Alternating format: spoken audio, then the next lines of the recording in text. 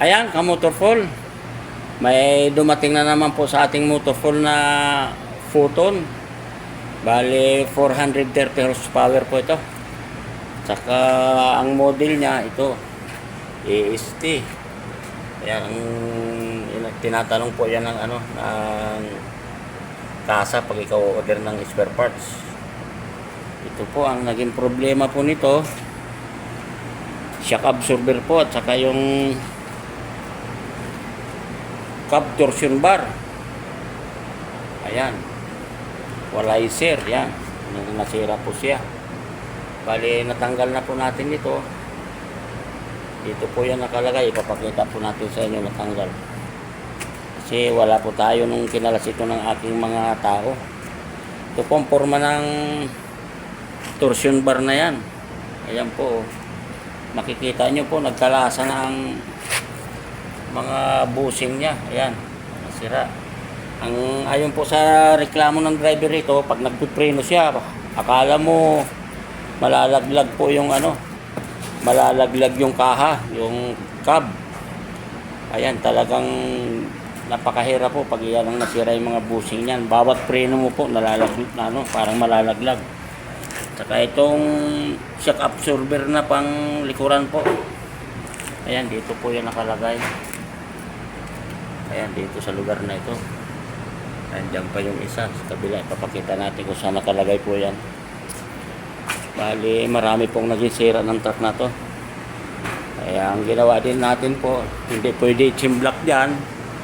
Dahil ang chimblock na tatama sa windshield. Kaya gumawa po tayo ng diskarte. Ayan po, gumawa tayo ng fabrication. Yung landing gear or landing leg, ginawa natin ng diskarte. Para siya na parang jack style. Ayan po, gumawa tayo. Yan, original pang natin, POA. Ayan po, nagpabriki tayo ng plate para gawin natin pinakabis. Para dito winilding natin, pipinturahan na lang yan pagkatapos. Ayan, para hindi gumalaw po ang kaha, atras abante siya kasi pag jack yan baka malihis pa sa alignment. Kaya ganyan pong ginawa natin para hindi magbabago pong alignment. Yan, pwede natin itaas baba yan. Ayan, dito sa discard na ganito Ayan po, kasi kung basta na lang po natin i-chimblock yan, baka mabasag ang windshield. Ito po yung discard na malupit. Discarding malupit, landing leg po ginamit natin. Ayan, winending po natin dyan. Pinaka-plataforma niya. Pinaka-sanction niya, ayan ang in-spot natin yan para hindi gagalaw po. Ayan, dito po yung nakakabit ang motorful. Ayan, mga spare parts niya na.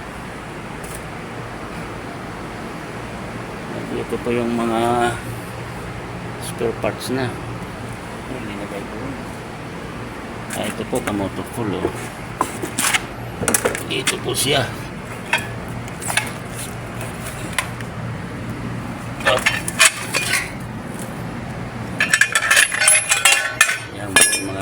Natin diyan po yan nakakabit kasama nung yung airbag suspension. Ayan, yan po yung mga kinalas natin yan kasama yan po sa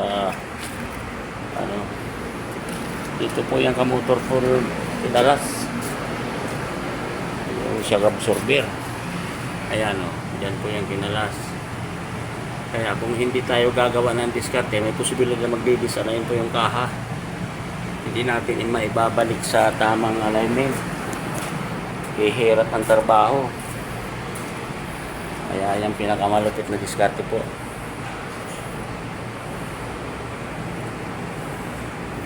Marami po naging sira ito. Daming kinalas. Yan. Pati yung headlight tatanggalin mo para makalas po yung mga bracket nya. Ayan po yung bracket nya. Dito nakalagay yan. Kung kinalas natin na to, yung dun sa torsion bar.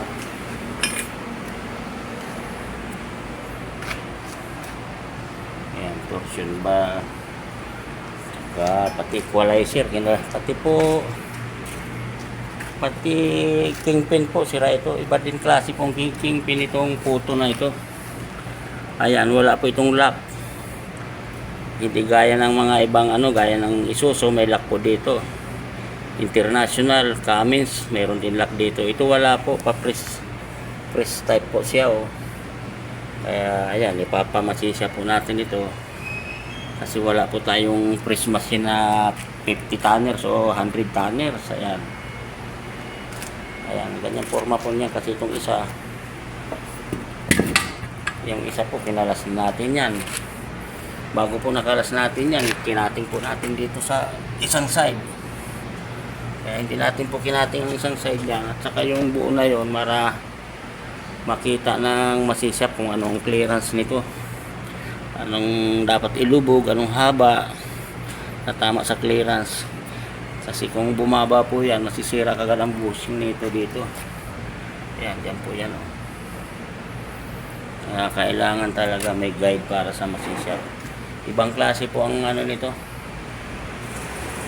kingpin. Pag nagpalit ka po ng kingpin, tatanggalin mo I-beam, tanggal po siya lahat.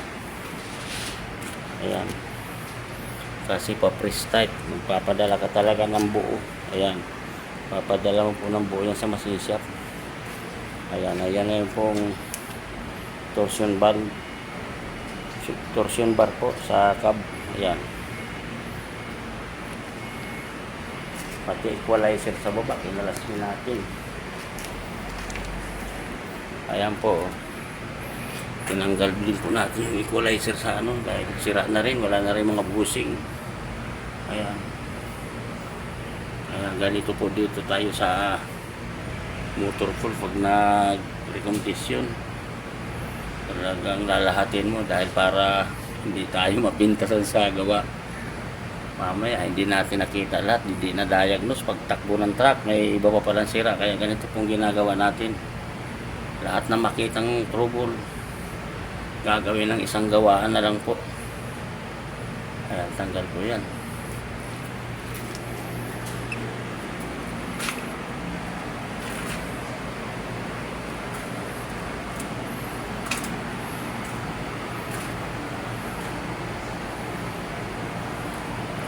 Ito ang labeling switch nya yan, sa cab po yan, nagkokontrol ng hangin ng ng airbag. Dalawa po yan, kabilaan, kasi dalawang airbag nito dito ito dito.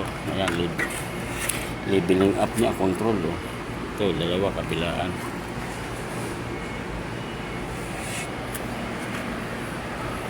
Talagang recondition po ito kay kabila ng motor pool.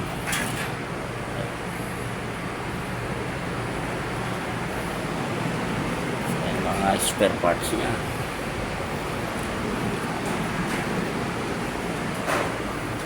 Yan, ka motor pool, ganyan lang po magtanggal ng ganito, mga air suspension kasi ito. Kaya yan ang kailangan hindi magdi-disalign siya, hindi gagalaw. Kaya ganyan ang pamamaraan na discard yung ginawa natin. Bali hindi talaga gagalaw ang cab, hindi atras, hindi abante. Kasi parang poste na tinayo yan, yung landing leg, yung para sa chassis po yan, yung ginagamit ng chassis para maputol ang chassis.